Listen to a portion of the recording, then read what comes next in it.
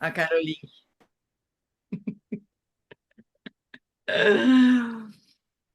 Vamos lá, então, amores. Carol no carro e tudo.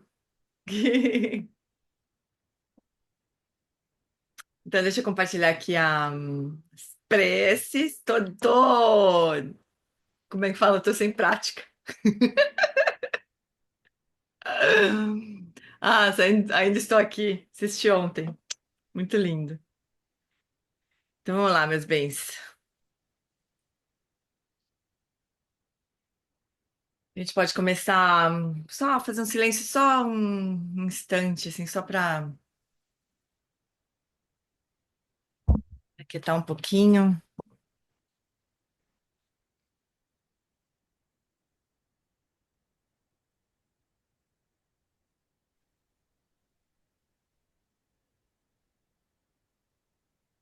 Traz a consciência para o corpo, para os contatos do corpo com a cadeira, com o chão. Aos poucos vai deixando a consciência permear todo o espaço do corpo e soltando todas as tensões, todo o esforço por trás das tensões do corpo.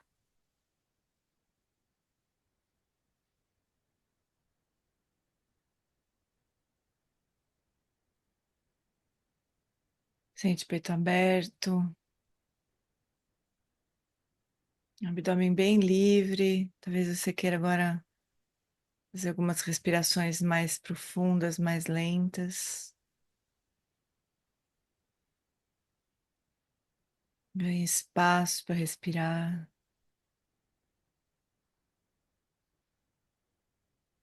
E solta todos os conteúdos da mente junto com o ar. Soltando toda a tensão, todo esforço de fala e de mente.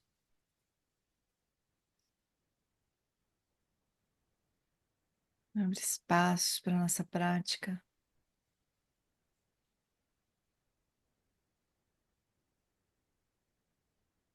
E desse lugar mais aberto, então, de mais espaço, a gente então se conecta com o Guru Rinpoche, abre os coração para receber as bênçãos de Guru Rinpoche.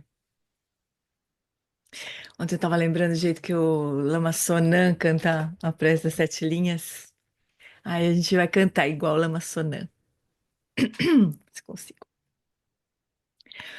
Hon orgen yuge nupjan sam pema ge sardon polayam sencho gi modrunye pema june she sudra kurdu kandro mampeko keki je sudadruki Jingelapchi Shiksuso Guru Pema Siddhi Hum Hum Orgen Yogi Nujansam Pema Ge Sardon Polayan Sencho Ge Modrumye Pema June Shei Sudra Kurdu Kandro Mampekoi Keki Jesu Dadruki Jingilap Chil Sheksu So Guru Pema Siddhi Hum Hum Orgen Yugi Nubjan Sam Pemage Sardon Pola Yatsen Chogi Modrumye Pema June Jesudra Kurtukandro Mampekor Keki Jesu Dadruki Jingilap Chishik So Guru Pema Siddhi Hum. No Buda, no Dharma e na excelente Assembleia da Sangha, até que alcance a iluminação, neles eu tomo refúgio. através da minha prática das seis perfeições, possam todos os seres sencientes alcançar o estado búdico. Sanje Chodan Sochi Chonamla Janchu Bardu Dagni Chapsuchi Dagi Jinso Jipe Sonamchi Drola Pentir Sanje Druparsho Sanje Chodan Sochi Chonamla Janchu Bardu Dagni Chapsuchi Dagi Jinso Jipe Sonamchi Drola Pentir Sanje Drupasho.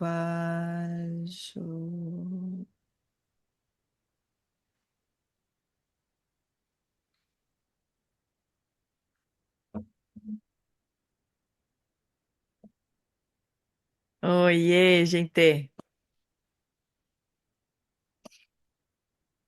Então, meus bens, ahn,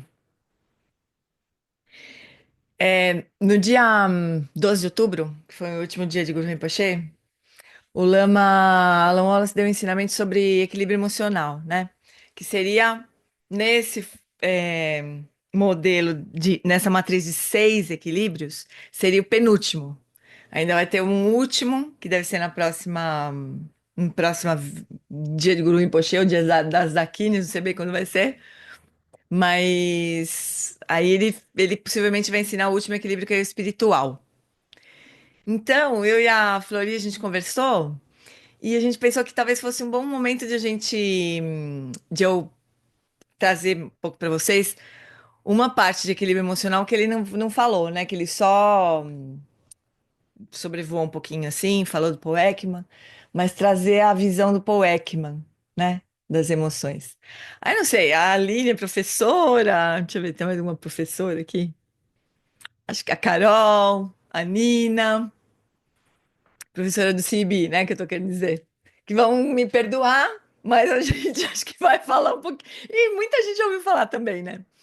Mas, mas acho que é sempre legal de a gente juntar, né? Porque tem uma história interessante. Eu estava aqui procurando o vídeo, né, do trecho que o Paul Ekman conversa com o Dalai Lama, né, que foi onde começou toda a história do CIB. E, e realmente, né, embora o Alan Wallace já tivesse esse modelo dos equilíbrios concebido, assim, porque na verdade são os três treinamentos, né, de uma forma um pouco mais elaborada, mas o CEB mesmo, Cultivating Emotional Balance, surgiu com o encontro do Paul Ekman com o Dalai Lama, né? Já tinha aquela base do Lama Wallace antes disso, mas quando o Paul Ekman se encontrou com o Dalai Lama, é que surgiu a questão, né? Como que a gente poderia ajudar as pessoas a lidar melhor com as emoções surtivas, né? Então é interessante, né? Engraçado, porque foi realmente uma conjunção de saberes, assim, mas a fagulha mesmo foi encontro com o Dalai Lama, né? A gente vai ver esse pedaço, que tá filmado, então a gente vai assistir. Mas alguém se opõe, assim? Eu Não, entendo, né? Entendo, porque muitas vezes a gente falou. Mas, ó, como sempre, né? Como eu vivo ensinando esse conteúdo, né, de um jeito ou de outro. Oi, Marcinha. É, eu vou também mostrando de um jeito diferente, bem divertido da gente olhar para a linha do tempo e das coisas do Paul Ekman. Mas antes disso, deixa eu abrir aqui um slide, como é que fala? É só um pouquinho. Cadê você? Tá aqui. Eu vou separar mais um trecho aqui para a gente ver se der tempo de de um outro vídeo do Paul Ekman. Mas deixa eu só contextualizar um pouquinho. É,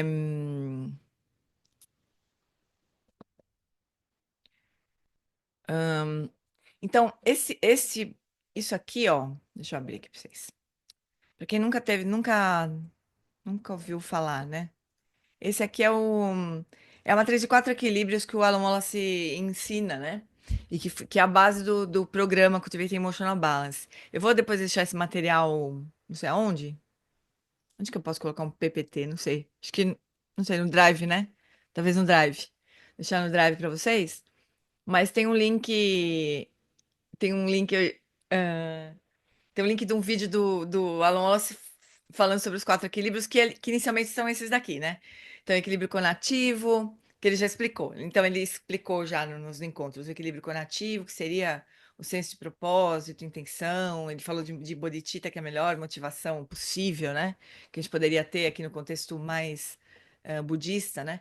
Mas é possível falar de tudo isso sem tocar na palavra Buda, na verdade, né? É um conteúdo mesmo laico, é possível, né? De ensinar tudo isso de uma forma laica. Mas aqui, para nós, a gente vai olhar, né? Equilíbrio conativo tem a ver com intenção, com motivação, com aspiração, né?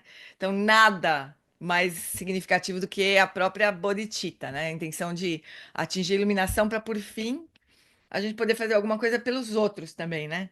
Não só por nós mesmos, né? Mas pelos outros. Então, esse seria, vamos dizer assim, equilíbrio conativo, no contexto budista, né? Aí depois o Lama falou de equilíbrio ético, que a gente vai ver, e aí o terceiro equilíbrio seria o equilíbrio da atenção, logicamente, ele ensinou, ele falou de novo sobre Shamatha, e acho que é talvez o conteúdo que a gente tem mais familiaridade, nós aqui, né? É com o conteúdo dos ensinamentos do Lama sobre Shamatha, e talvez um pouco de cognitivo também, né?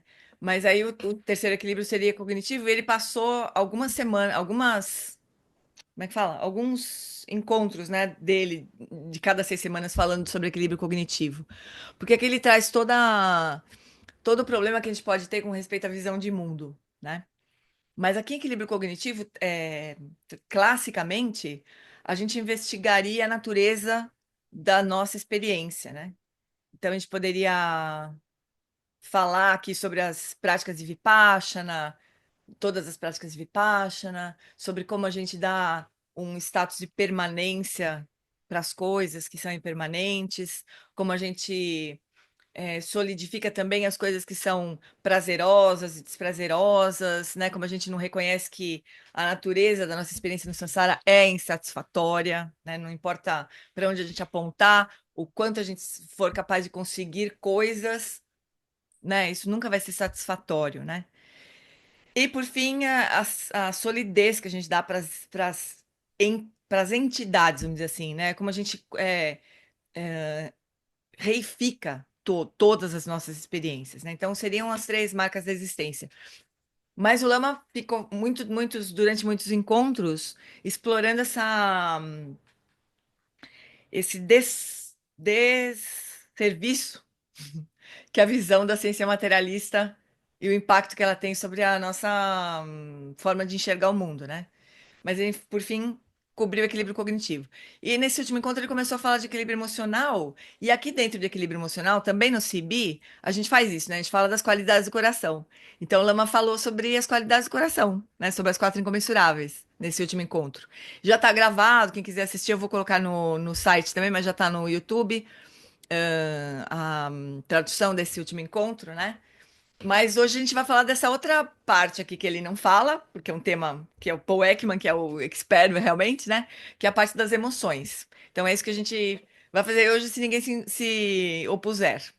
Aí, isso aqui tá mal feito, viu, pessoal? Eu tentei fazer rapidamente aqui, mas essas setinhas aqui não existem, porque não é exatamente. Aqui dá a impressão que assim, primeiro conativo, depois ético, depois atencional, depois cognitivo. Não é exatamente assim, né? São quatro equilíbrios que são como se fossem. Na verdade, agora seis, né? Que são como se fossem facetas de um diamante, de um mesmo diamante, vamos imaginar, né? Os equilíbrios eles se conversam, eles se apoiam, né? Mas não tem uma ordem propriamente. A gente cria uma ordem porque a gente pode imaginar uma ordem. Esta aqui seria uma ordem, né? Porque como o Lama agora está explicando, ele passou de quatro para seis, não no contexto do CIB, mas nos ensinamentos que ele tem dado para nós, né? Ele passou para seis nesta ordem. Faz sentido essa ordem, porque assim, seria assim: conativo, aspiração, né? De bodhicitta, ou aspiração de liberação, aspiração de ser melhor, né? Enfim, aspirações elevadas. Aí a gente teria que agir de acordo com essas aspirações. Esse seria o equilíbrio ético. né? Então aqui entrariam as 10 ações virtuosas, das 10 ações não virtuosas. Eu já pensei até em perguntar para ele, pedir para ele se a gente poderia, perguntar para ele, né? Se a gente poderia incluir aqui é, as seis paramitas, né? De alguma forma, generosidade, que são ações, né, no mundo, assim, com base na melhor aspiração. Mas é super profundo, né? Então, mas enfim, essa seria uma sequência lógica, né? Primeiro você formula uma aspiração, depois você age com base nessa aspiração, né? Ô, Aí, G, desculpa. G, oi. aí, sobre as paradas que tu falasse aí, no mínimo as quatro primeiras, né? No Com mínimo as quatro certeza tá aí, primeiras, né? né? É. Isso. Mas enfim, essa é a ideia, né, aqui. Aí, esses três equilíbrios aqui, olha, Opa! Ó, vocês já estão dando spoiler do que vem. Esses três equilíbrios aqui, ética, atenção e cognitivo, seriam essencialmente os três treinamentos superiores que a gente fala no budismo, né? Treinamento da ética, treinamento do samadhi e treinamento de prajna. Então, shila, samadhi e prajna, né? Então, a ideia é que, com uma vida eticamente bem assentada, né? Com uma atitude ética e, e imbuída de uma intenção elevada, a nossa mente se aquietaria mais facilmente. Esse é o ponto, né?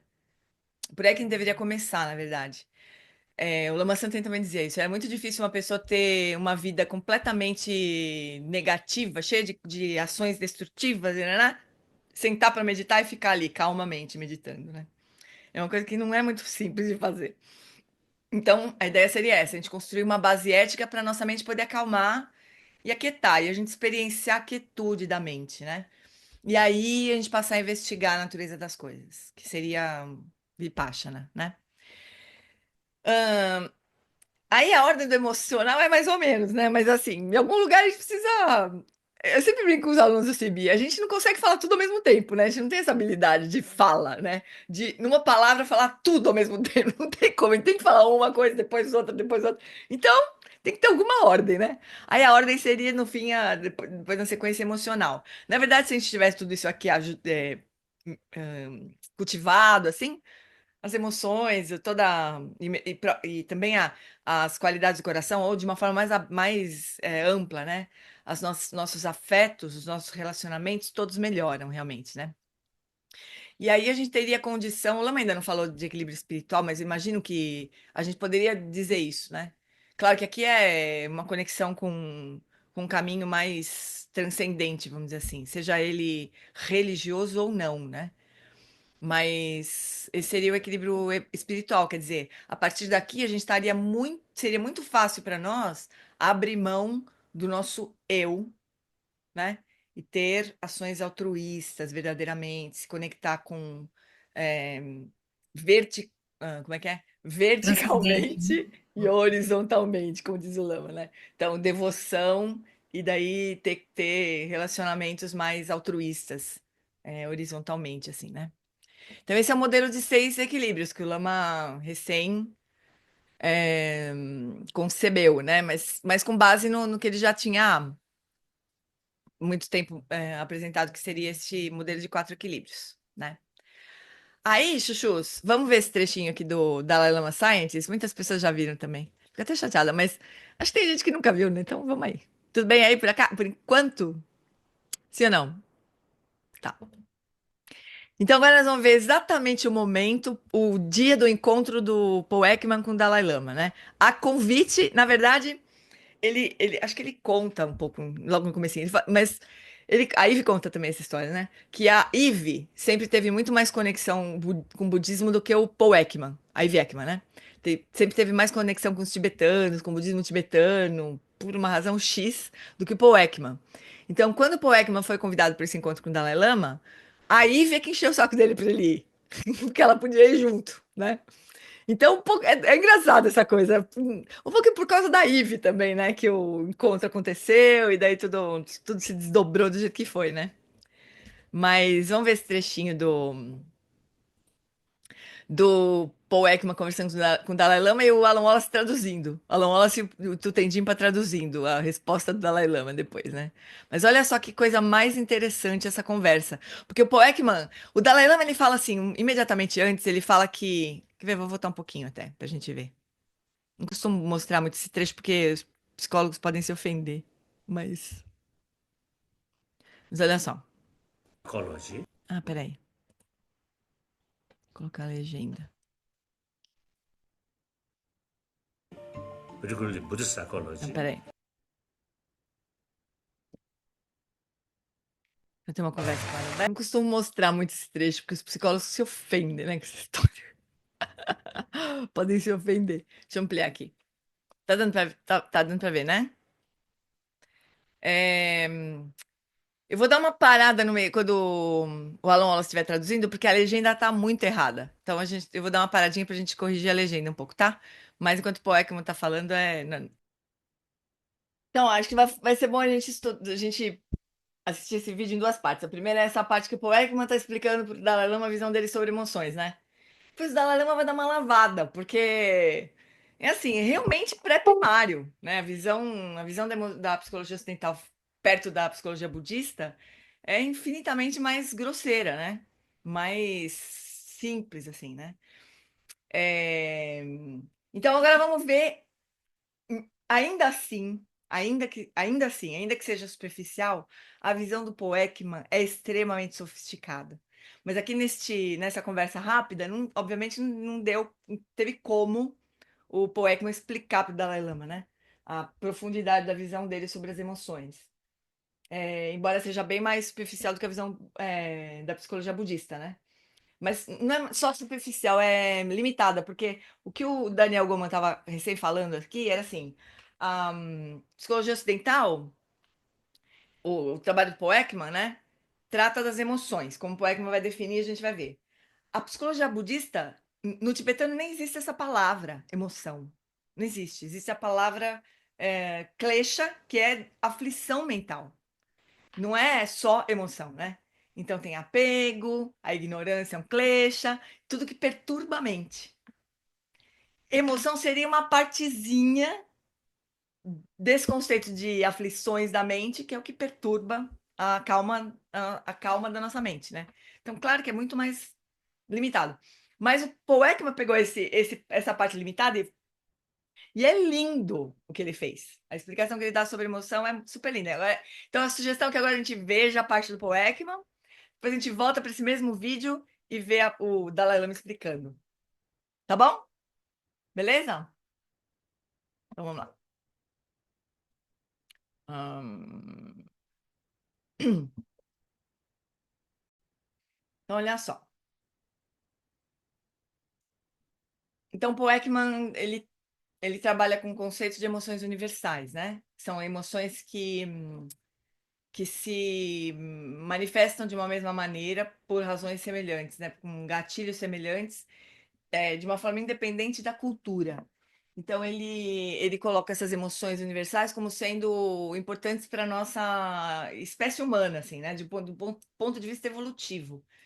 Então, não significa que só existam essas emoções, inclusive aqui no desenho animado, o primeiro, né, o Divertidamente um, estão retratadas as 5 emoções universais que foram consenso entre os especialistas que foram consultados quando o Paul Ekman foi criar o Atlas das Emoções, cujo link está aqui, que depois vocês podem passear lá para olhar.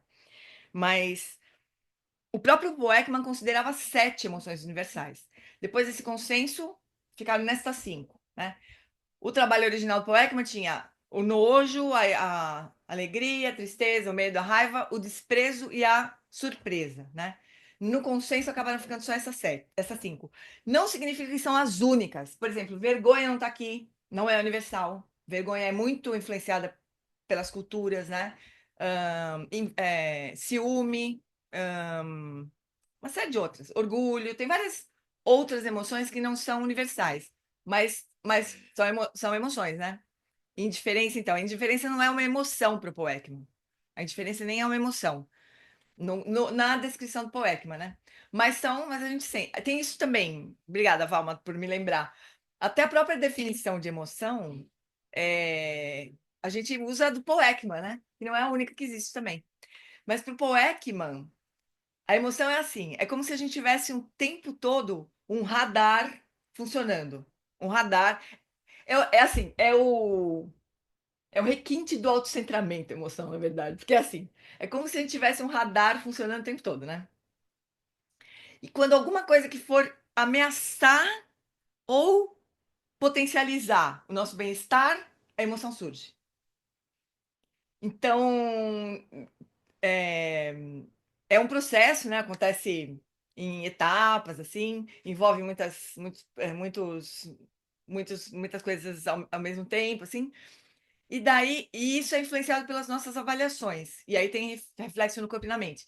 Mas é como se a gente tivesse é, esse sistema de radar funcionando, né? E quando alguma coisa parecida com o que a gente já viveu, com o que a gente já experienciou, né? Acontece, é como se ele falava bem assim, como se a gente puxasse um script pronto do que fazer, automaticamente. Isso é chamado de emoção. E a gente, né, faz prostração para emoção. Fala, sim, emoção, me leva. Né? A música popular brasileira, o Lama Santa que brinca, né? Se a música popular, o budismo vai acabar com a música popular brasileira, né? Porque a hora que a gente entender que é tudo meio kármico, né, que a gente tá fazendo, né? Acaba a graça da MPB, né? Aquelas coisas sofridas que parecem ser lindas, né? Vai acabar com a MPB, né? A lucidez vai acabar com a MPB. Mas, brincadeira, obviamente. Tem muita coisa linda na MPB. Mas, mas é isso. É como se a gente tivesse o tempo todo checando se tá tudo bem, né? Claro que não é tão malucamente assim como eu tô exagerando, mas é como se a gente estivesse o tempo todo monitorando, né? A hora que alguma coisa surge que pode ameaçar o nosso bem-estar, a gente vai buscar na nossa base de dados, que é o que o Paul Ekman definiu também, que não é nada mais do que, nada menos do que o nosso karma, né? Nosso conjunto de karminhas, assim, e ver como é que aquilo pode ser confrontado e como que a gente pode responder, né? Fala, meu bem.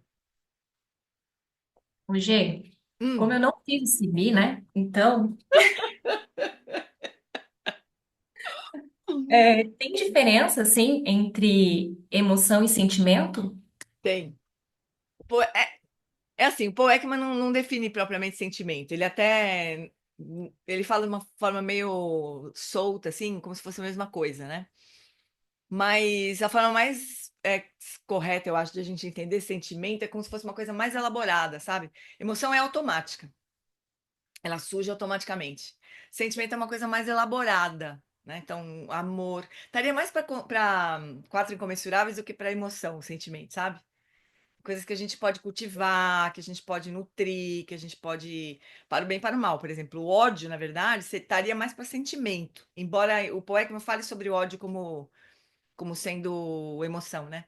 Mas ódio a gente nutre, né? A gente água, o ódio, aquilo vai crescendo, né? Mas o amor também, a compaixão também, né? Então seria uma forma de distinguir, assim. Mas o que eu acho importante aqui na questão na definição do poema é o automatismo da emoção, sabe? Que é o que eu acho que tem mais de útil, assim, para nós, no contexto do treinamento da mente, né? No contexto budista. É a gente compreender o automatismo e como é que isso acontece, né? Automaticamente, assim. Quando você fizer o CIB, você vai entender, sim, de melhor. Piada interna, viu, pessoal? Mas é isso, e é influenciado pelas nossas avaliações, né? Vamos ver um pedacinho do poema me explicando aqui. Quem que nunca viu nada disso aqui? Do que eu tô falando? Ó, o Maurício também é professor. Sério, pessoal, todo mundo já viu tudo isso? Será que vale a pena continuar? Ah, rever sim, rever sim. Claro que vale, Gê. É sempre, já foi visto, mas é sempre novo.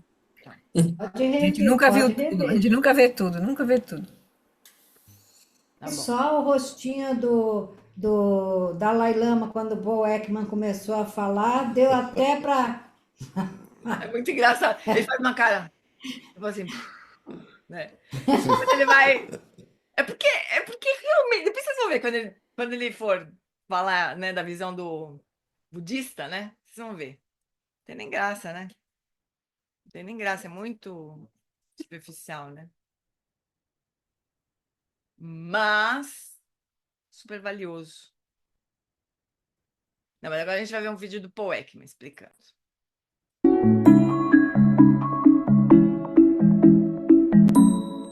I want to challenge the idea, which permeates a lot of psychology, that a useful way to look at emotions is to think of them as being positive or negative. Emotions would not have been preserved over the course of our evolution if they were in any sense harmful or destructive intrinsically. Emotion terms like anger, fear, or sadness or disgust, terms that I've used, I'm sure all of you have used, and that psychologists particularly like because they're single words, can be very misleading. Because each of these words stands for a family of related experiences.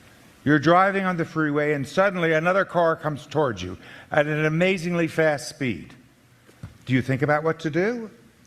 No, you don't.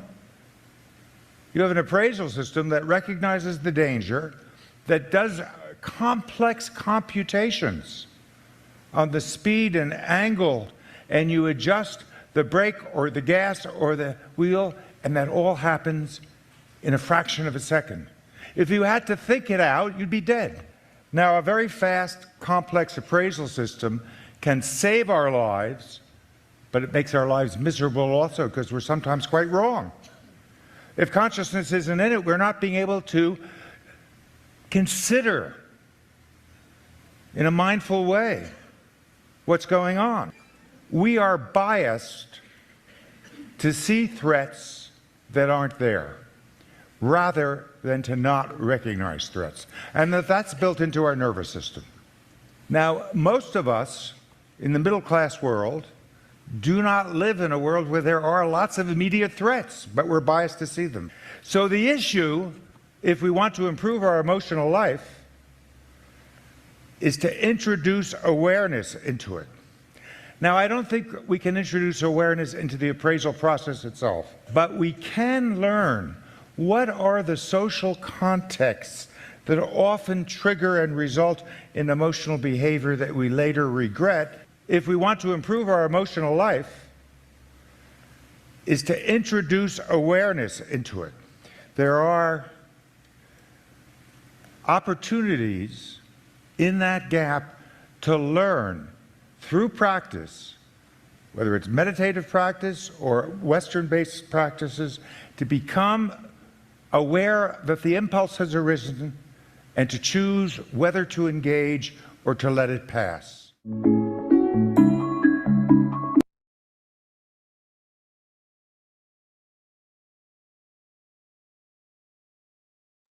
Esse é o trechinho do Paul Ekman explicando, né, a visão dele. Agora, se a gente pensar, amores, quem está acompanhando os ensinamentos do Geshe Pende, ou já ouviu o Geshe Pende falar uma vez, a gente escorrega justamente aí, né?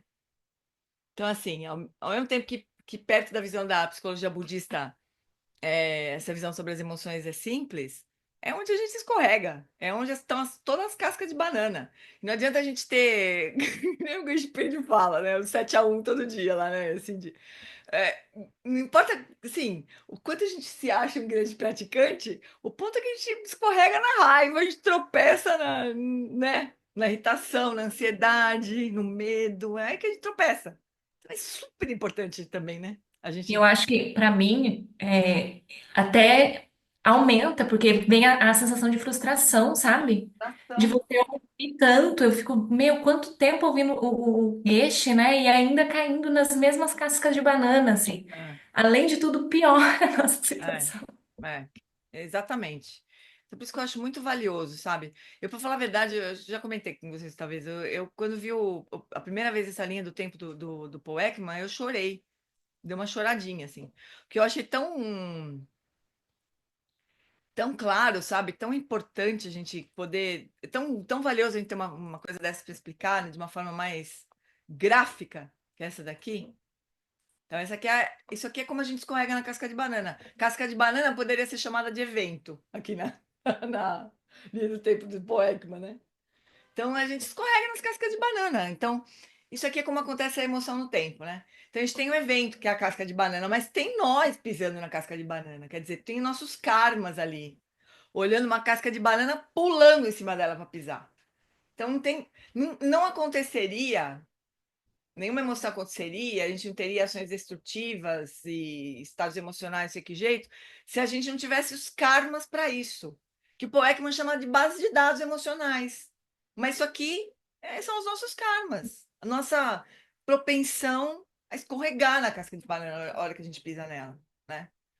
Então isso aqui e é muito impressionante ver essa descrição aqui vindo de uma pessoa que não tem treinamento budista, né?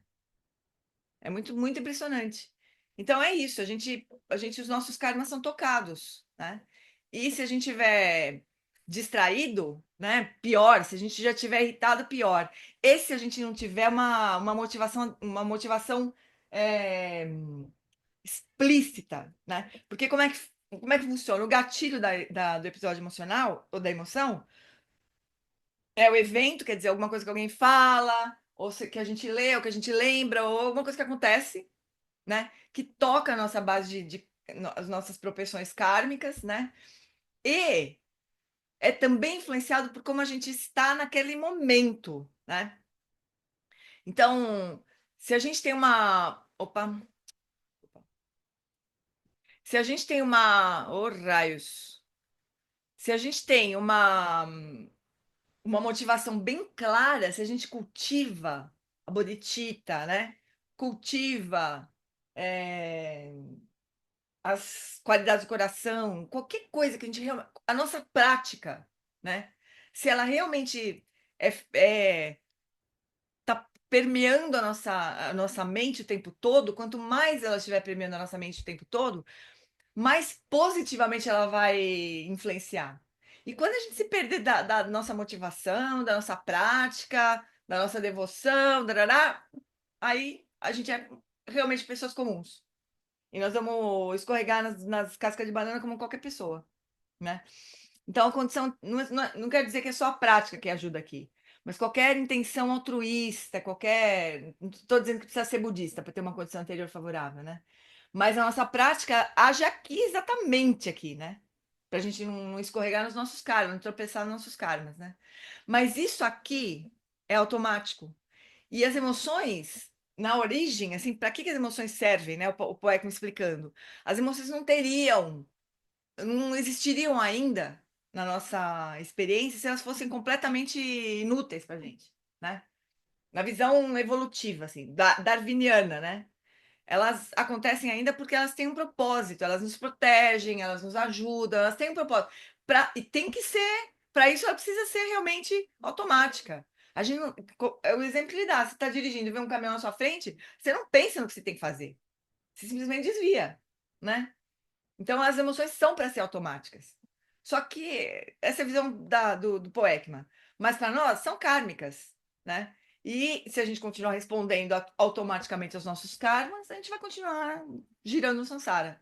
Simples assim, né? Mas aí, quando isso acontece, o Paul Ekman diz que surge esse período refratário, que é esse box aqui. Então, ele fala para o Dalai Lama, né, naquele vídeo que a gente viu ele conversando com o Dalai Lama, que a gente fica escravizado pela emoção no momento em que ela acontece. Porque a gente, durante um tempo, a gente fica tomado pela emoção. O período refratário significa isso. A gente tá com raiva e fica cego de raiva, não é? Não é o que a gente fala comumente mesmo? A gente, fiquei cega de raiva, ou fiquei congelada de medo, ou sei lá, fiquei afundada na tristeza. A gente fala isso. Isso descreve esse período refratário. Agora é engraçado que eu dou muita aula para o Senac, né, usando essa explica a base de dados para eles, né? E muitas pessoas entendem o período refratário como sendo uma supressão da emoção, e não é isso que significa o período refratário. O período refratário é quando a gente está realmente tomado pela emoção, né? Tá, tá bêbada de emoção, né? Gê, e aquele desenhozinho do vídeo que você mostrou, né? Daquela imagem que tá a pessoa assim como se fosse envolta naquela aura que nada penetra ali. Se a pessoa falar com você, se contra-argumentar, a gente tá imune, porque tá tudo que entra Refratário. né? exatamente. Nesse sentido, assim A mesmo, gente né? precisa reconhecer quando a gente está assim e quando o outro está assim também, para não piorar as coisas realmente, né? Porque nesse momento a gente não quer ouvir nada que não confirme o que a gente está sentindo e o outro também não quer ouvir nada que não confirme o que ele está sentindo. Então não adianta argumentar nesse momento, né? É assim, é pior realmente, né? A resistência aumenta, tudo se complica, né?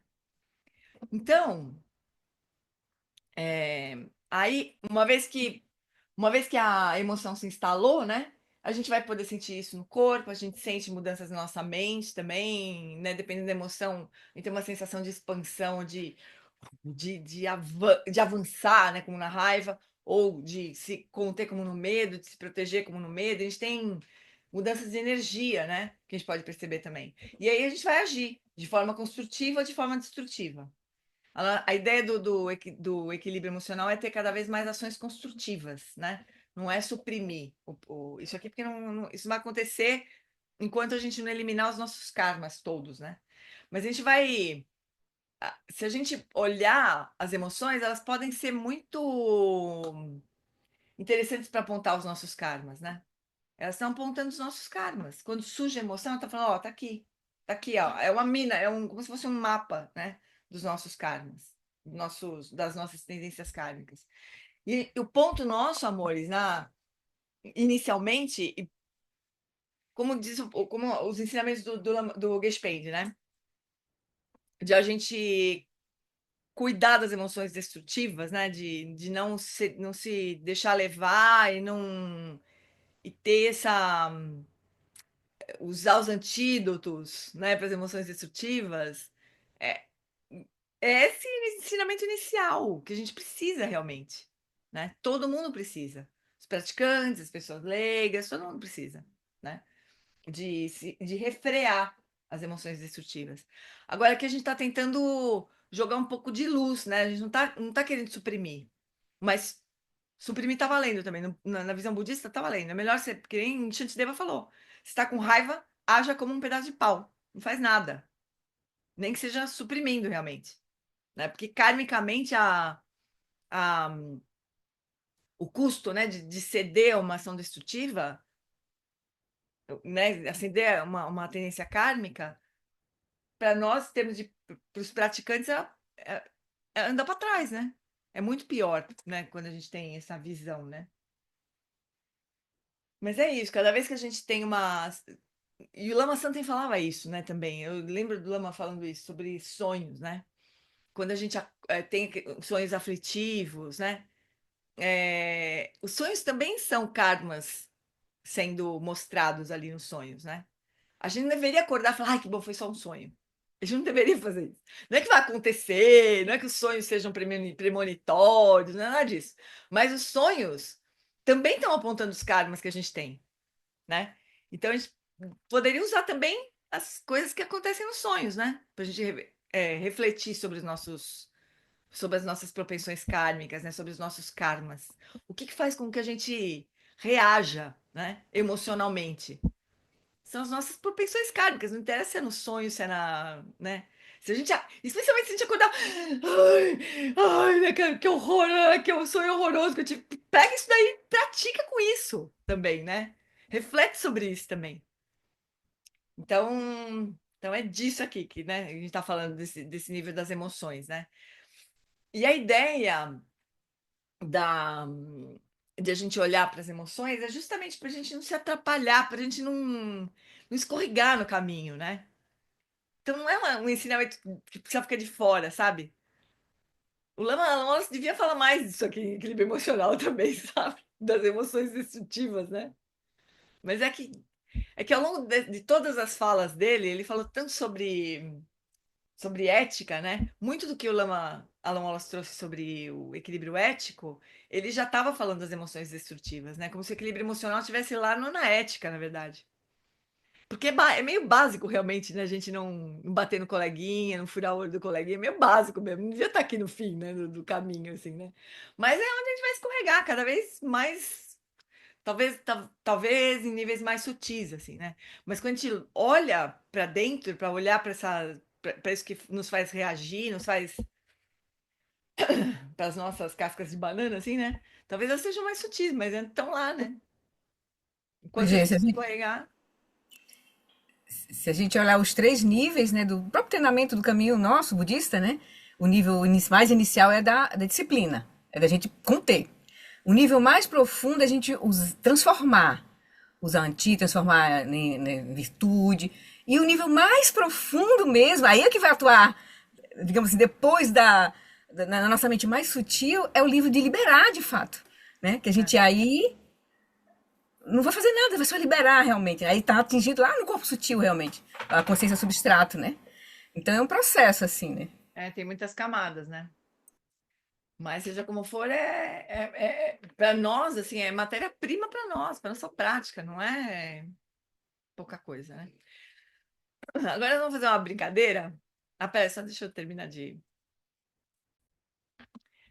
É, Bom, dependendo, então, né, nas nossas emoções, a gente vai ter ações destrutivas e construtivas, às vezes, num mesmo episódio, né? Ações construtivas com os outros, destrutiva com a gente. Então, por exemplo, se a gente num episódio de raiva, que seria um episódio que a gente poderia ter metido a mão na cara de alguém, a gente não mete a mão na cara de ninguém, fica quietinho, né? Ah, beleza, ação construtiva, não bati em ninguém, ótimo. Mas eu fico me remoendo depois, ai, que horror, puta, como é que eu não reagi? Eu devia ter reagido, blá, blá, blá, fico ruminando. Então é uma ação destrutiva com a gente mesmo, né? Pode acontecer as duas no mesmo episódio.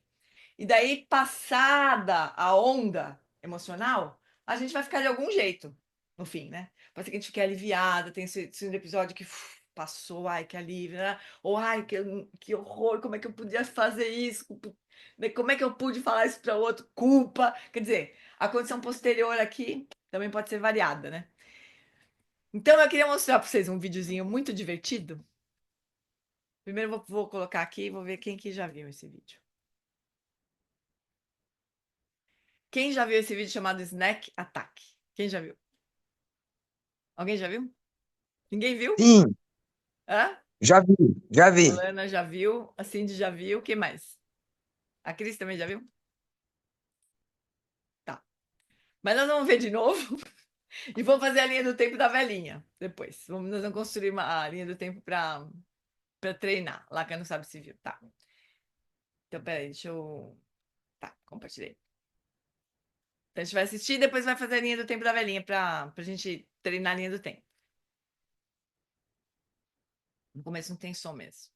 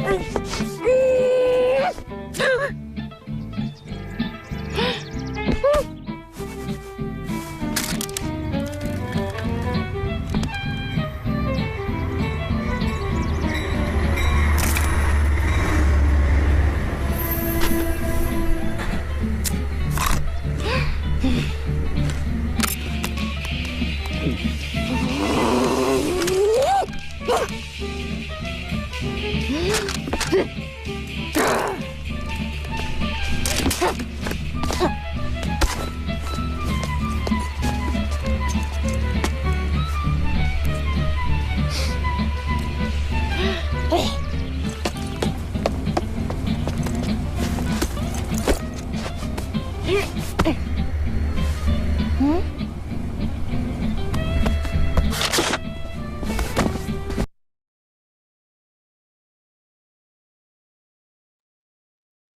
é a nossa velhinha. Então vamos fazer a linha do tempo dela. Agora, vamos brincar com a linha do tempo dela. Então, olha só, tem pelo menos tem pelo menos dois episódios emocionais aí dela, né? Um com a máquina, hora que ela não consegue pegar o biscoito na máquina, e outra com o moleque, né? Então vamos imaginar o segundo, quando ela pega o dedo do menino em cima do biscoito, né? Em cima do. Pegando o biscoito, o biscoitinho, né? Então, vai imaginar, o evento foi o moleque pegando o biscoito, né? E ela encostando a mão do menino. A hora que ela viu a mão do menino pegando o biscoito. Esse é o evento. Como é que vocês acham que ela estava antes, né? Qual que era a condição anterior dela? Ela estava tranquila, serena, Ela já estava com raiva. Ela ela já já estava estava. atacada, né? Teve um aluno do Senac que falou assim: ah, ela estava feliz porque ela conseguiu pegar o biscoito. Pode ser, ela estava feliz porque ela conseguiu pegar o biscoito na porrada. Isso é importante. Então, como é que é a base de dados dessa velhinha? Ela é aquela vozinha, coitadinha, que se não conseguisse pegar o biscoito ia ficar chorando até aparecer alguém para pegar o biscoito para ela? Não, né? Ela partiu para cima da máquina, deu porrada na máquina. Não, então vocês acham que ela tem. Vocês acham que ela tem um neto que ela ama alucinadamente? Igual aquele molequinho que tava no banco com ela? Ou ela tem uma. Que visão que vocês acham que ela tem de jovens? Horrível. Ela vira o olho, tem um desprezo, assim, né? Pelos jovens, né? Bom, beleza. Então, essa é a base de dados da Nossa Senhorinha ali, né?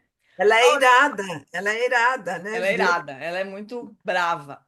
Aí, a hora que ela viu o moleque pegando biscoito, sobe em cima do banco e fala pra. Expluga o negócio dele, como é que fala? Do fone de ouvido dele. Tem um ataque, né? A mulher fica uma pistola.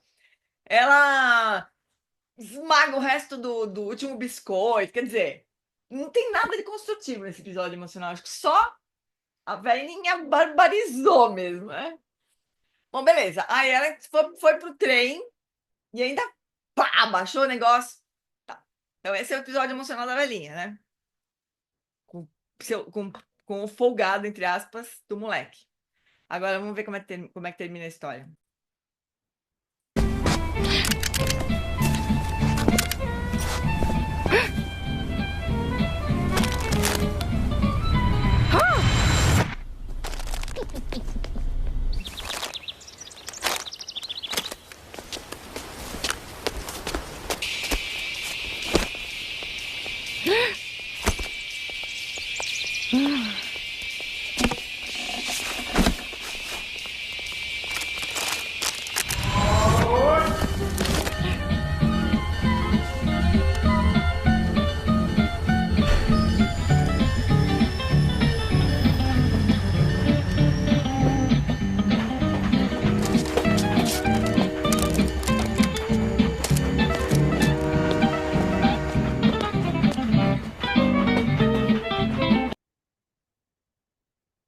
Pois é. O moleque era um fofo master, né? Imagina, a velhinha pegou o biscoito dele, não fez nada, dividiu o último com ela. Eu acho mais uma barata a cara de admiração que ela faz no final, né? Primeiro ela fica com pena, fala, putz, olha o meu biscoito aqui, o moleque foi embora. Depois ela uma carinha de admiração, né? Mas olha só como é que é, né? Ela tava já num período refratário de uma emoção né, de raiva, de partir pra cima da máquina, não sei o quê.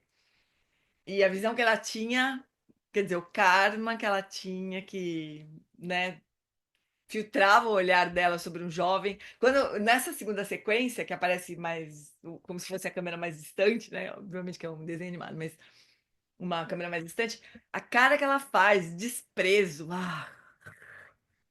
né? Por jovem, né? Quer dizer, karmicamente ela tem uma aversão a jovens, né? Então isso impediu que ela visse, que passasse pela mente dela que aquele biscoito podia no seu dela, né? E é assim que a gente escorrega nas cascas de banana, quando a gente vai ver. Ela acha que os jovens são sempre folgados, né? É. Pois é. É assim que a gente. Esses são os filtros cognitivos, né? Que a gente. A falta de visão, falta de equilíbrio cognitivo, no caso dela, né?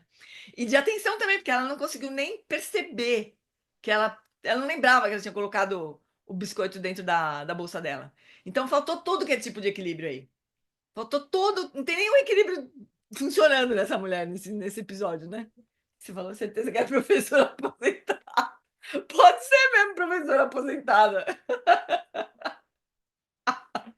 Com trauma, né, de molecada. Eu não sou assim, eu não sou assim.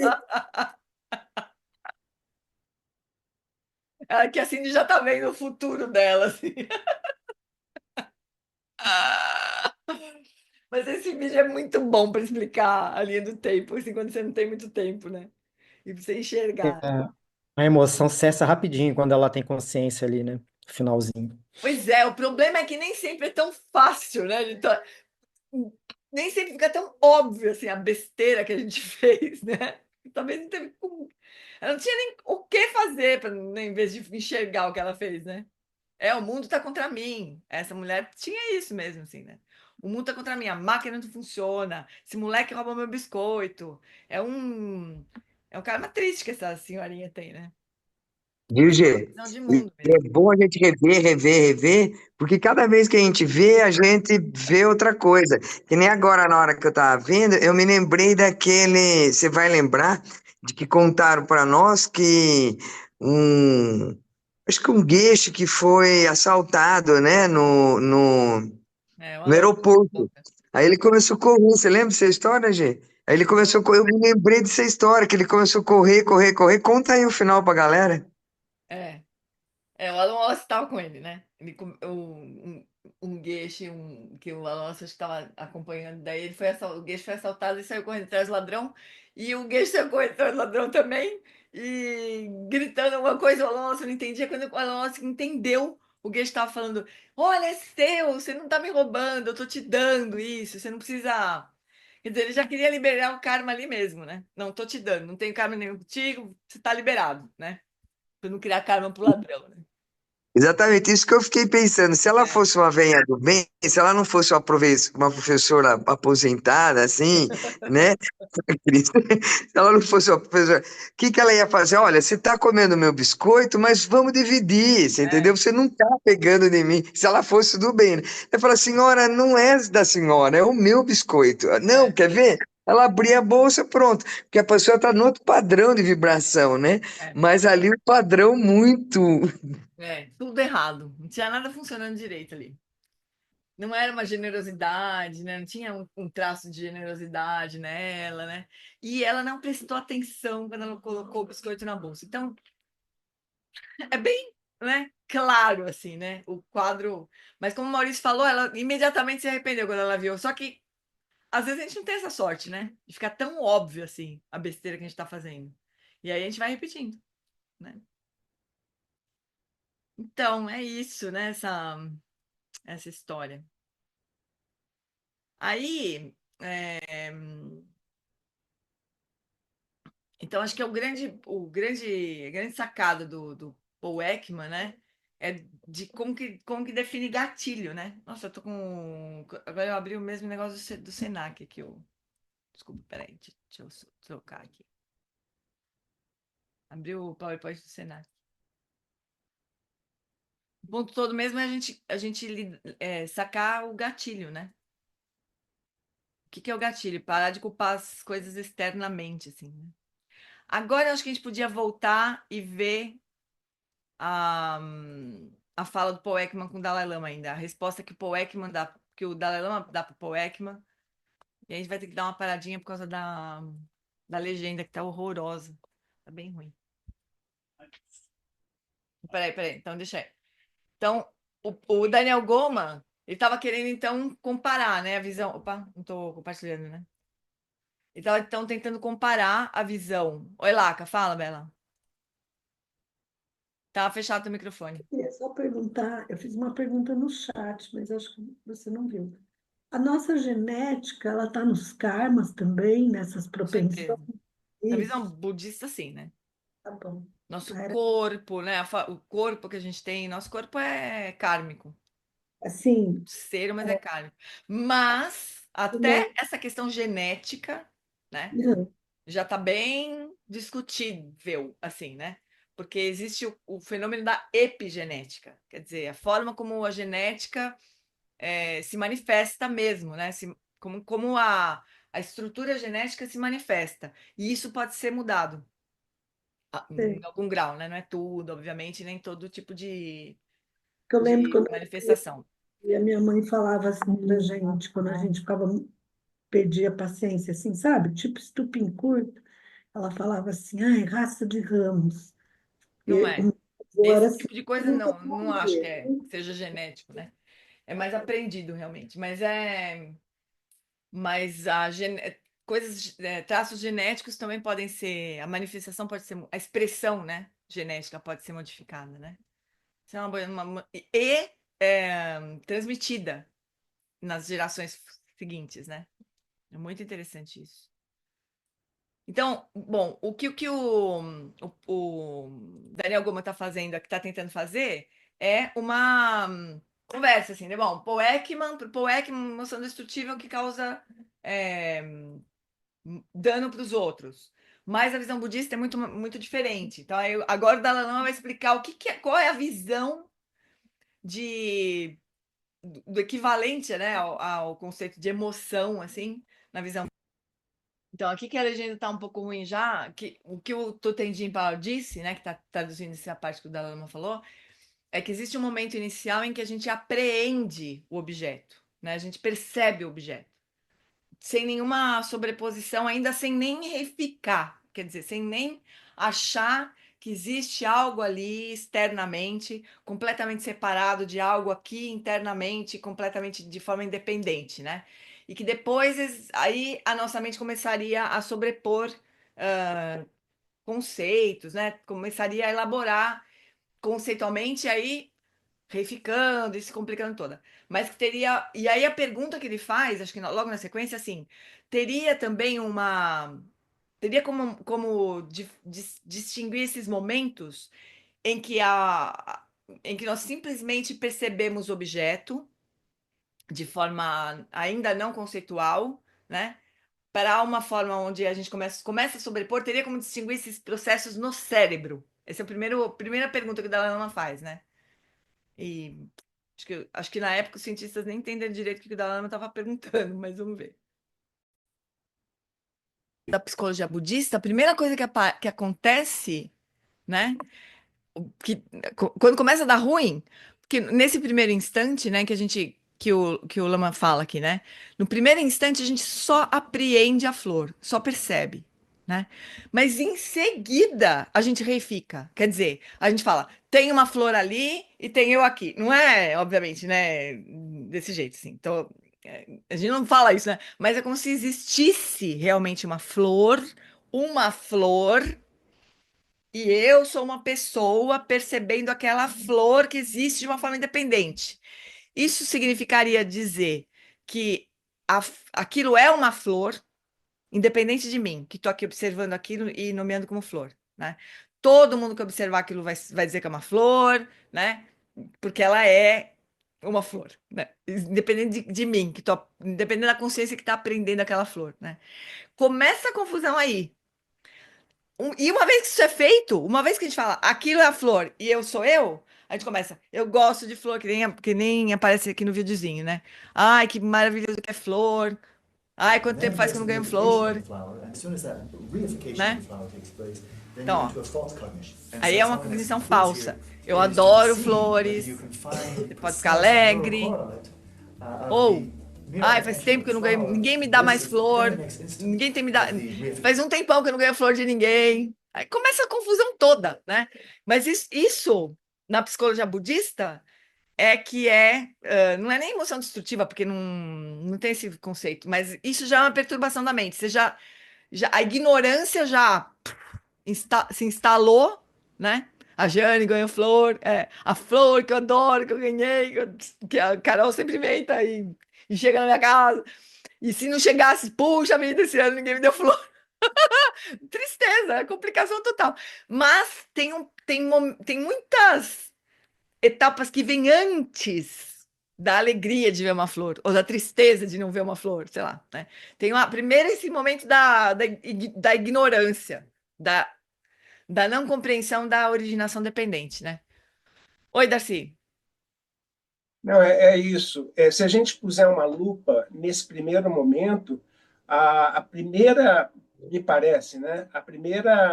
O primeiro processo é a separatividade. Quando você vê uma coisa separada da outra, antes mesmo de imputar qualquer coisa, a separatividade já é um Já estalo, é isso? o Lama está chamando de separatividade e reificação, mesma coisa. Porque significa que tem duas coisas separadas. Separadas, mais do que separadas, existentes de forma independente. Esse é o conceito de reificação. Então, essa é a primeira cagada que acontece na nossa mente, né? A partir daí, tudo se desdobra. Isso não tem uma correlação na psicologia ocidental, uma visão clara disso na psicologia ocidental, né? Aí a pergunta do Dalai Lama é se existe um correlato neural, quer dizer, é possível perceber alguma coisa no cérebro? Teria que pegar o Mati Ricard e estudar o cérebro dele, né? Para perceber isso, possivelmente. Existe uma diferença no funcionamento em alguma área do cérebro, quando simplesmente a gente está aprendendo, quando a gente tem uma cognição válida, como o Dalai Lama fala, na psicologia budista se chama assim, quando a gente simplesmente aprende as coisas sem nenhuma sobreposição. Se isso tem uma assinatura no cérebro, ou depois um outro momento que é possível perceber em alguma estrutura cerebral, alguma função cerebral, quando a gente está sobrepondo, né? E aí a gente já distorceu a realidade. Já não é a realidade como ela é, né? Já está a ignorância operando. Então, essa foi a pergunta que o Dalai Lama fez para os cientistas naquele momento lá, né? E esse é o trechinho que tem. Deixa eu ver, acho que acaba aí esse trecho, deixa eu ver. A cognição válida seria esse momento inicial de apreensão da realidade, né? Sem nenhuma reificação. E a cognição inválida seria quando acontece a reificação e aí todas as sobreposições, né? Então, a pergunta da Lema foi essa: teria como distinguir no cérebro esses processos? Pelo que eu sei, até hoje ninguém chegou perto de mostrar isso, né? Mas vocês veem, assim, a visão da psicologia budista é muito mais fenomenológica e ela só é possível porque os meditantes percebem isso. Porque toda a psicologia budista ela não foi o que se estuda na psicologia budista não foi percebido sei lá, por instrumentos externos, né?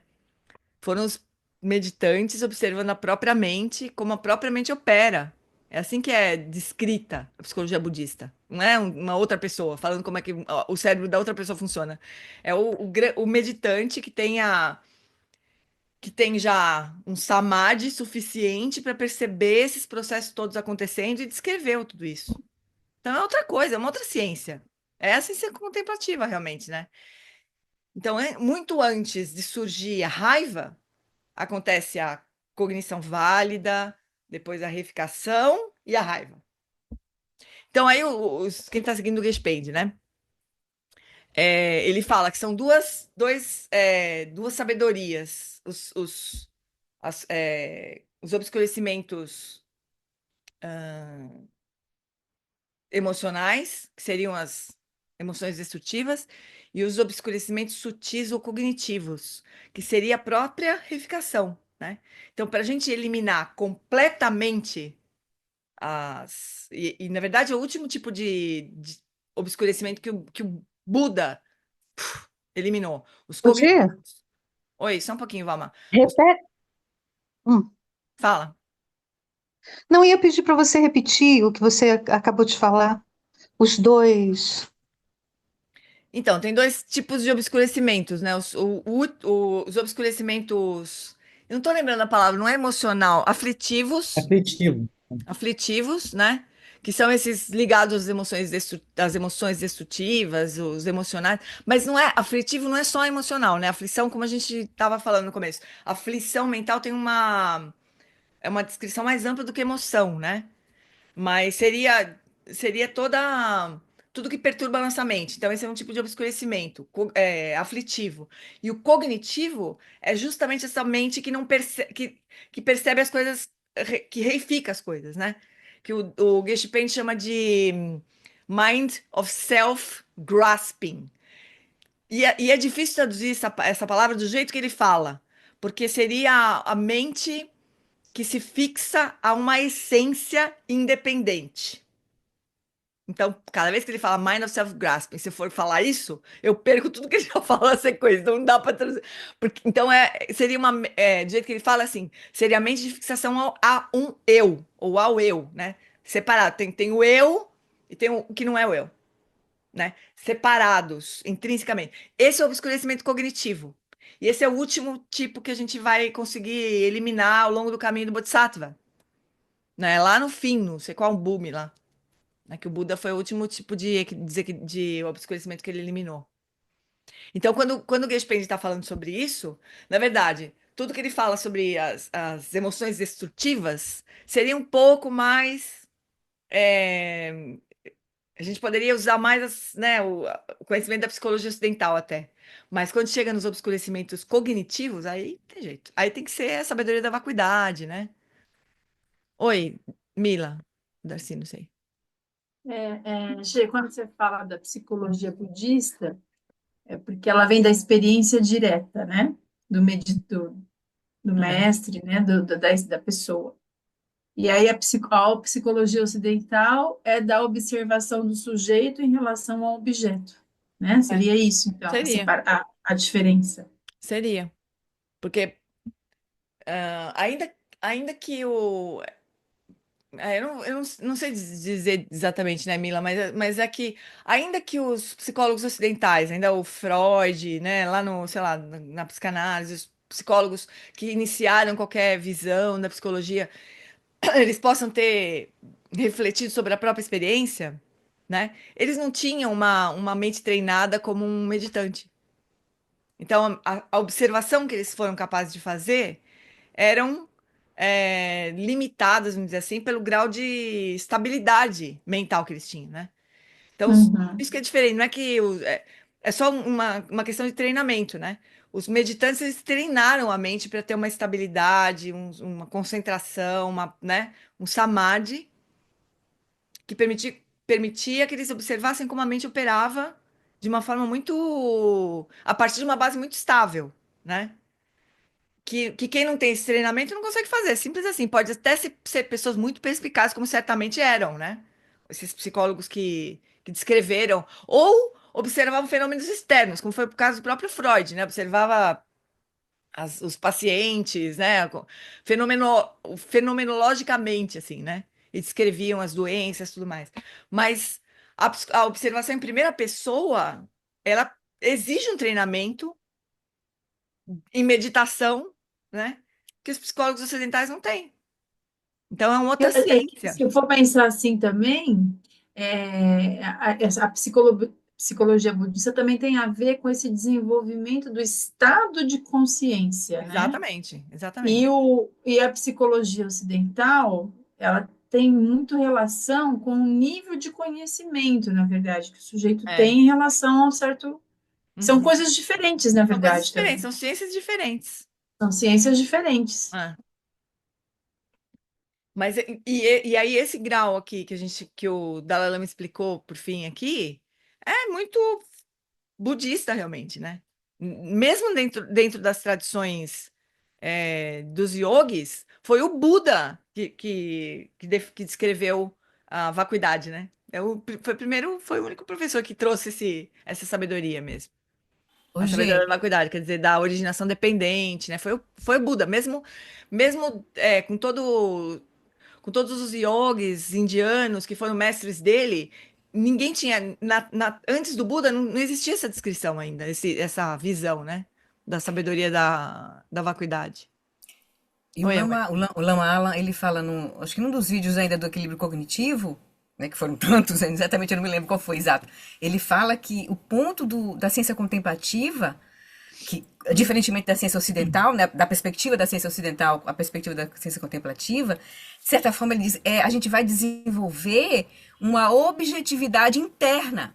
Vai precisar desenvolver uma objetividade, mas é interna, para poder observar os processos da mente, que é exatamente na prática que a gente faz, né, de encontrar da quietude da consciência, a gente vai observar todo essa dimensão interna. Então, a gente vai buscar essa objetividade interna, que é exatamente encontrar a base, que é da consciência, para poder você ver tudo isso, né? Foi o que o Buda fez, né? Exatamente as práticas de Vipassana, né? E por isso que são descrições que foram repetidas, né? Quer dizer, se não existisse essa objetividade interna, como a Flori está dizendo, cada praticante escreveria uma coisa, uma experiência, né? E não foi isso que aconteceu. A psicologia budista, todas as bases da psicologia budista se fundamentaram numa mesma experiência, vindas de um mesmo treinamento, né? A partir de um mesmo treinamento, os yogis descrevem a mesma experiência. Então, é realmente uma ciência diferente, né? E tem uma outra questão aí, né? Sem essa objetividade interna, não existe objetividade externa. Então, essa é a crítica à ciência, na verdade, do jeito que ela é feita, né? Na ciência, a ciência ocidental. O cientista acha que existe uma objetividade nas medidas que ele faz e no trabalho que ele faz. Não existe, porque ele está sendo movido pelas questões internas que estão ali dirigindo as perguntas, dirigindo a forma de enxergar o fenômeno, e dirigindo o tipo de metodologia que ele escolhe para fazer. E isso tudo parece que não é reconhecido, né, pela física clássica, pela ciência clássica, vamos dizer assim. Aí a ciência quântica já reconhece esse fenômeno. Não, peraí, observador está fazendo uma pergunta, criou uma metodologia de acordo com uma matriz conceitual. E aí encontrou esta resposta, que é dependente de tudo isso. Mas isso é a mecânica quântica, a ciência quântica que elaborou, né? Então é muito. Por isso que o Lama sempre fala que a física quântica está muito mais próxima da visão budista do que a física clássica, né? Porque a física quântica reconhece a falta de objetividade de uma mente que não é treinada, né? Ou de uma mente que está operando com algum tipo de referencial, assim. Mas é isso. Agora, as emoções são a ponta, assim. É isso que dá mais tristeza, né, Cindy? Acho que um pouco que a Cindy estava falando que eu me sinto também. Me dá mais tristeza, que as emoções, essas chilique de raiva que a gente tem. É assim, é a ponta do iceberg. É onde a gente já não devia estar mais escorregando, né? A gente está ainda, né? Escorregando lá na ponta do iceberg. Raiva, medo, tristeza, né? A gente no encontro da quarta-feira, a gente estava. A gente foi surpreendido pelo resultado da eleição americana, né? Enquanto a gente estava no estudo. Aí ficou aquela coisa assim, até a tristeza, né? A gente acabou falando assim. Cada vez que a gente acontece alguma coisa no Sansara e a gente fica triste, ou a gente reage de alguma forma, fica frustrado, bom, então tô eu lá de novo, tomando refúgio no Sansara, né? Porque se eu fico triste com alguma coisa que aconteceu de errado no Sansara, né? Quer dizer que eu achava que o Sansara podia dar certo, né? Tô eu aqui tomando outra vez refúgio no Sansara. Então, assim, a gente escorrega muito, muito no básico, né? Mas também não quero dizer assim que a gente está perdido, assim, que é uma besteira a gente estudar coisas mais profundas. Não é. Mas a gente também não pode se enganar, né? Por isso que eu acho que os ensinamentos do Geshe Pen são muito importantes, sabe? Porque ele dá aquele 7-1 na gente toda quinta-feira. É uma surra de Dharma que ele dá na gente. A gente apanha, assim, alegremente, né? Porque a gente precisa dessa dose de realidade também. Senão a gente fica assim, o espaço aberto. E daí abre a porta do quarto e já estoura com alguém, sei lá, ou o Darcy aparece, fala alguma besteira, já coelhada no Darcy. Então, assim, o Gage Pain precisa dar uma dose de realidade pra gente, né? Hoje, e um conjunto de práticas que a gente também não valoriza muito, assim, na nossa sanga, talvez a Sangha que tá meio que embebida um pouco da visão da grande perfeição, do Dzogchen e tal, são as práticas de Vipassana da tradição Theravada, que seria a base para a Ah, gente, quer de ver? fato, Vou né? explicar uma As coisa. 4 fundamentos da atenção plena. Eu vou explicar uma Muito coisa bom. aqui, usando as emoções, quer ver? Olha só. A gente podia olhar para uma emoção, falando das 4 aplicações da atenção plena, né? Atenção ao corpo, mente, corpo, sentimentos, mente e fenômeno, né? A gente podia olhar para uma emoção, para esse episódio emocional, como sendo um fenômeno. Então, o que que a gente faz normalmente? A gente pega isto aqui, que aconteceu com todas essas etapas, em todas essas dimensões, e fala assim: isso aqui foi, fiquei com raiva, né? Isso aqui é um fenômeno. A gente observa a raiva, né? Agora, se a gente pegasse esse fenômeno e fosse observar a causalidade, né, que é uma coisa que a gente faz dentro da aplicação da atenção plena nos fenômenos, observa a causalidade, né, investiga de uma forma mais minuciosa o que é um fenômeno, alguma coisa que pode ser fenômeno, é alguma coisa que pode ser observável, né, que é observável. Então, quando a gente não tem muito treinamento, a gente sai embrulhando coisas que são muito complexas e tratando como se fosse uma coisa só, um bloco só, né? Então, uma emoção não é um bloco só, né? Então, se a gente for aplicar a atenção plena ao corpo, a gente vai ter muito mais chance de perceber as mudanças físicas num episódio emocional. A gente vai ter muito mais chance de perceber como é que está a nossa condição anterior. Como é que o meu corpo tá, né? Meu corpo tá tenso, tá relaxado, tô incomodada. Então, a aplicação da atenção plena ao corpo, percebendo melhor todas as mudanças que acontecem no corpo, a impermanência do corpo, tudo isso vai melhorar a nossa regulação emocional em pelo menos dois pontos aqui, né?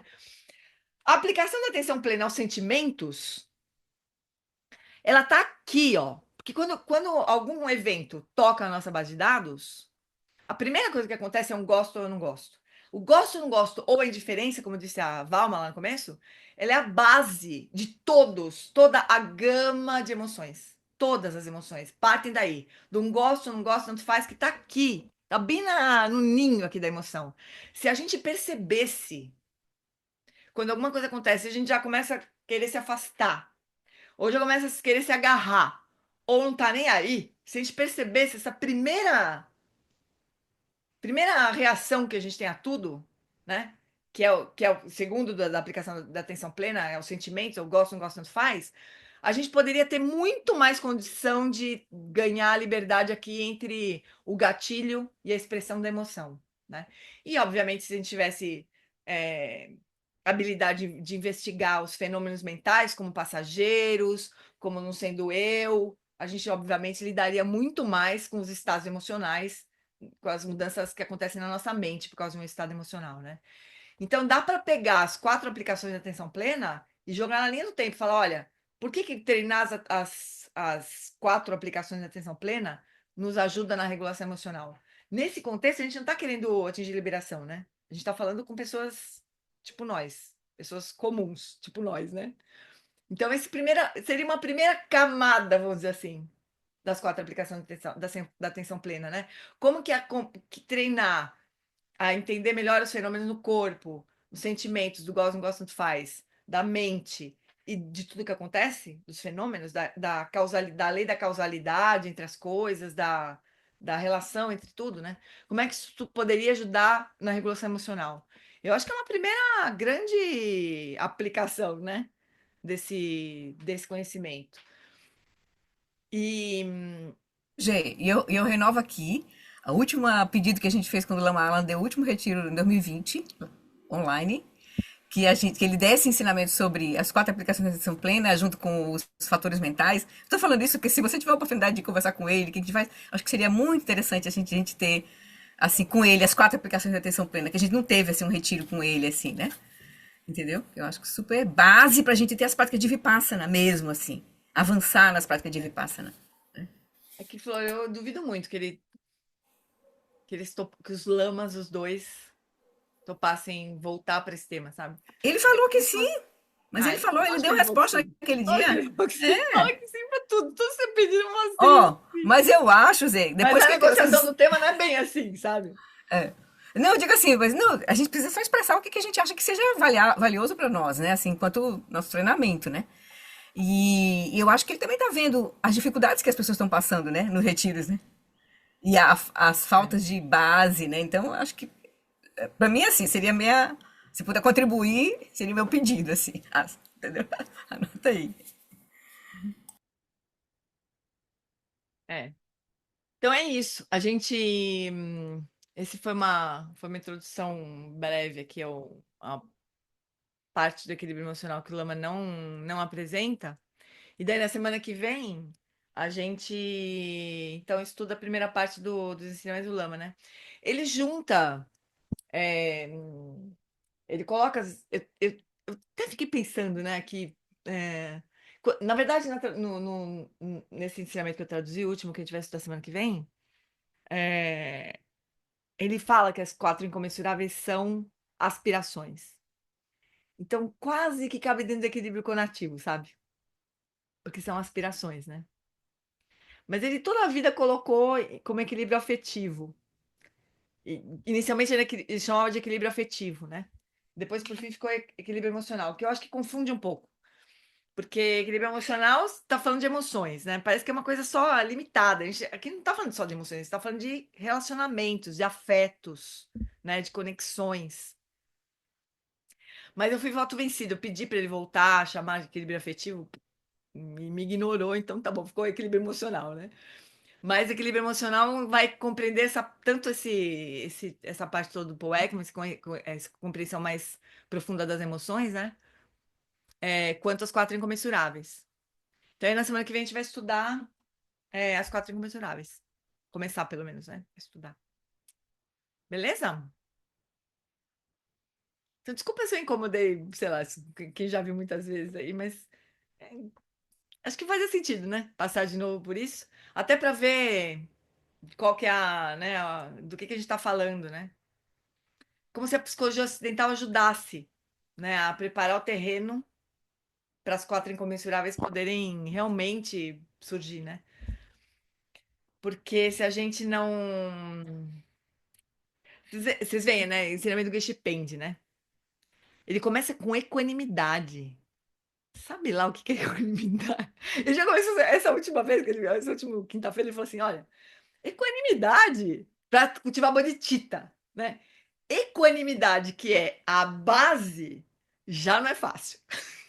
Porque seria, né? Vamos imaginar, seria a perfeição do equilíbrio emocional, por exemplo, né? Você não tem preferência, você não reagir nem com apego nem com aversão, isso seria equanimidade, né? Já é a base para cultivar bodhicitta. E aí a gente fica lá rezando, fazendo prática, prece de bodhicitta, quer dizer, meu, a gente acha que a gente leva muito na flauta mesmo. Muitos temas a gente leva muito na flauta, né? Precisaria. Por isso que eu acho que a gente tem que tomar umas porradas do Geshpen periodicamente para botar o pé no chão um pouco. E por outro lado, assim, gentilmente também o Eric tá fazendo, de certa forma, isso. Assim, Com ele não dá muita certeza. Ele porrada, né? também. O Eric tá dizendo, ó, a gente começa com as quatro flores, que essa é a atitude básica de você, onde a gente Pra está, ser um seres ser humanos. humano. Você é um ser humano. Como é que ele fala? É, funcional. Não, civilizado, ele fala. Civilizado. É. Vamos começar pelo começo, né? Seres Porque humanos civilizados, boas pessoas. Porque as quatro comerciais já são atitudes de uma mente uma mente ampla. Uma mente dos deuses, né, que ele vai chamar, né? Uma mente já ampla. Então não é a base. As quatro comerciais é a mente do Buda. É a mente de uma mente que vai estar próximo da mente da iluminação. É uma mente divina, né? Dos deuses. É. Né? O Dharma para os deuses. Começou pelo Dharma para os humanos. E sabe que o Eric dá umas porradas de um outro jeito, assim, também, mas muito impressionante. Teve em algum, não lembro qual retiro foi, nem, não sei se foi body training também. Mas alguém perguntou sobre drogas, uso de drogas, né? Vício em drogas. Perguntou como é que. Ai, não lembro como foi a pergunta, porque o Eric deu uma virada na conversa tão grande. Porque o Rune fez a pergunta, apareceu a pergunta lá, como é que lida com vício em sei lá o quê. E o Eric demorou para responder, O Rune se arrependeu. Falou assim, talvez eu não devesse ter lido essa pergunta. Aí o Eric falou, não, não. Tipo, calma, vou responder. Porque talvez ele tenha, as pessoas ali tenham meio que se incomodado, sabe? Alguma coisa, tipo, isso não é pra... Ele falou assim, todos nós somos viciados em alguma coisa. Minimamente em distração. Quer dizer, é também também rola uma porradaiada solta lá com o Eric também, né? Que assim, como assim? Não falar sobre vício? Todo mundo é viciado. Só que alguns em uma coisa, outro em outra, outra é em celular, outra é, não sei, em relacionamento, em sexo. Somos seres viciados em alguma coisa. Na melhor das hipóteses, em distração. Eu tava vendo agora recentemente até um vídeo que a Michelle, onde você tá, criatura? Como assim, Gê? Hã? Não entendi essa pergunta. Onde você tá? Ah, não, eu já tô no Brasil. Ah, já voltou? Já voltamos. Ah, como é que foi? Foi bom lá? Tudo certo? Ai, maravilhoso. Ah, Ai, Gê, a Michelle fez a peregrinação com a Lama-Tarty. foi. Ele é fantástico. Nossa, Eba, muito, muito, foi muito precioso. que bom, querida. Fico feliz, muito feliz. Então, a Ana Paula falou que é viciada em comida. Todo mundo é viciado em alguma coisa. Eu tava vendo um vídeo do nosso crush, o Judson Brewer. Descobri como é que fala. Brewer, que fala o nome dele direito. E o Cortland Down sobre. Ele trabalha com vício, né? O Judson Brewer. E eles estavam falando assim: o modo. Olha só que coisa maluca. O modo default, que é a rede neural default, rede neural padrão, que é quando a nossa. Que a neurociência estuda, né? Porque o Judson Brewer é um baita praticante, começou como praticante e se tornou um neurocientista. Maravilhoso também. E ele, então o Cortland Down, que é um outro ruinzinho, coitado, fraquinho, conversando sobre psicologia budista, né? E a nossa situação é tão triste assim, que a neurociência, ela descreve a nossa rede neural padrão, que é o que o nosso cérebro faz quando a gente não tem uma tarefa determinada para fazer, é distraída. A rede neural padrão é distração. Então é isso que nós somos, seres viciados em distração, no mínimo, na melhor das hipóteses, assim. Não é muito louco? E o Dzonza disse que esse é o demônio, é o nosso demônio. Se ele tivesse que o demônio existisse, é a distração, é o demônio. É o satanás nosso. Então, amores, nossa situação não tá fácil, viu? Não tá simples a nossa situação. E aí, quando a gente tá distraída, a gente tá sujeito a qualquer coisa, né? A embarcar em escorregar em qualquer casca de banana. Porque a gente se perde da nossa motivação de qualquer parecida com o nosso melhor facsímile de Bodhicitta, que você está distraída, né? Então, a gente precisa apanhar de vez em quando mesmo, desses mestres mais compassivos. Então tá, meus amores, vamos encerrar então? Aí semana que vem a gente assiste juntos o vídeo do Lama, beleza? Alguém comentar alguma coisa, reclamar, brigar? O que é esse, cara? O link é o do Cortland Down? Eu não vi como é que tá a tradução, como é que fala? Automática, porque, meu, esse sujeito fala rápido, é pior que o Fala. Lama. Hã? Tá mais ou menos. Tá mais A ou menos. gente, a gente tá fazendo um documento lá com o povo da ansiedade a gente baixou pelo a inteligência artificial português e inglês, agora a gente vai revisar. Ah, é? Aí depois eu te mando, Beleza, a gente compartilha, vale muito, muito a pena. Porque vale muito. Nossa, muito bom. é uma visão de um neurocientista que estudou psicologia budista e é praticante. É maravilhoso. É maravilhoso. Ele é um cara, ele é uma pessoa interessante pra gente. Porque ele tem essa. Nesse tema, né, Gê? Esse tema vai ser maravilhoso, né? Maravilhoso. Oi, Dê, fala. Outro dia eu estava assistindo um neurocientista que ele estava falando que o cérebro da gente funciona de forma caótica. E é assim que a gente descobre as soluções, tem ideias, e que esse caos ele é necessário. É necessário, Sempre. mas é que o nosso problema é que a gente não tem escolha quando a gente não quer ficar no caos. É, Eu entendo, Essa é a esse lógica dele, a padrão lógica. aí, esse modo default, ele tem essa função mesmo, né? De poder Sim. abrir o, né, pra gente não ficar remoendo, rarará. Só que o problema é que a gente não tem escolha. Quando a gente não quer fazer isso, a gente não consegue não fazer. Esse é o problema. Esse é o padrão, né? Esse é o Padrão do padrão. cérebro. A gente não sai disso. É difícil. É muito, essa é a nossa situação. Então tá bom, meus bens. Vamos dedicar os nossos méritos. Deixa eu abrir de novo aqui. Só um pouquinho aqui, porque acho que eu fechei. Ah, não, é um PDF. Peraí, só um pouquinho. Desculpa. Não é PowerPoint. As nossas preces é um PDF. Vamos lá, chuchus. Por esta acumulação de méritos, possa eu obter a onisciência que tudo vê e possam todas as falhas ser superadas. Que do turbilhão de ondas revoltas do nascimento, velhice, doença e morte deste oceano de Sansara, possa eu liberar os seres. Sonandi, Tanchesi, Pani, Toneni, Pedranam, Panjeshin, Kiganati, Balong, Trupai, Sipe, Chole, Droa, Droa, Show. No reino cercado por anéis e montanhas nevadas, você é, sem exceção, a fonte de todo benefício e felicidade. Poderoso Avalokitesvara, Senhor da compaixão, Tenzin Gyatso, que seus pés de lótus permaneçam firmes por centenas de erros. Garira we kore jinkam so pandan dewa malu chung ene cherezi wan tenzin jatsoi jape kauche badu tenjuichi. Narira we kore jinkam so pandan dewa malo jung ene cherezi guanten zinja tsoe jape kauje bado tenjurichi.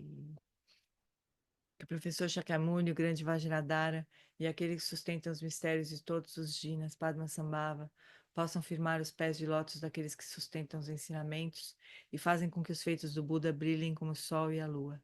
Aquele que derrama uma grande chuva de amor sobre seres em terras distantes e sustenta-os com o néctar dos ensinamentos do Buda, aquele limitadamente afortunado, grande ser conhecido como Alan Wallace, possa sua vida ser longa.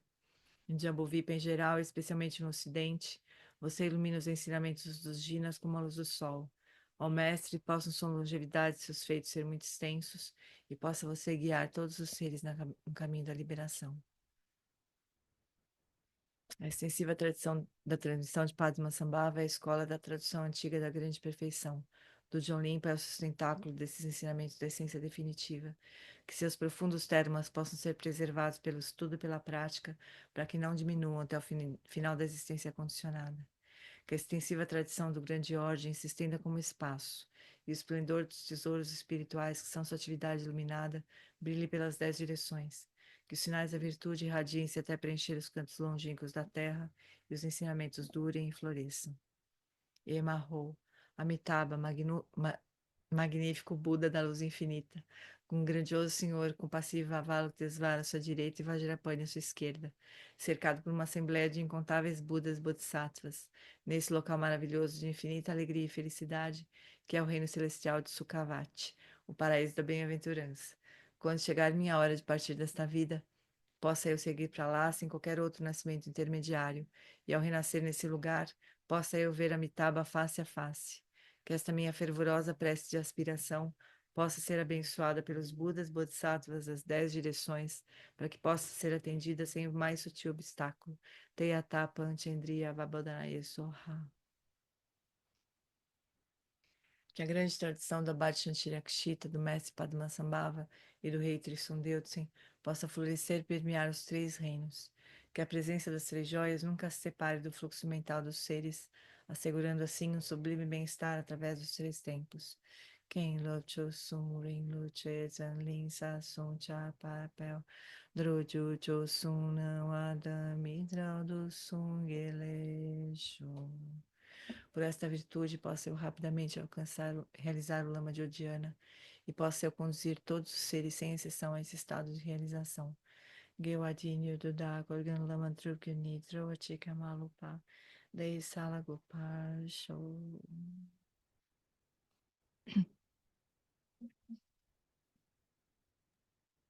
Muito bom, chuchus.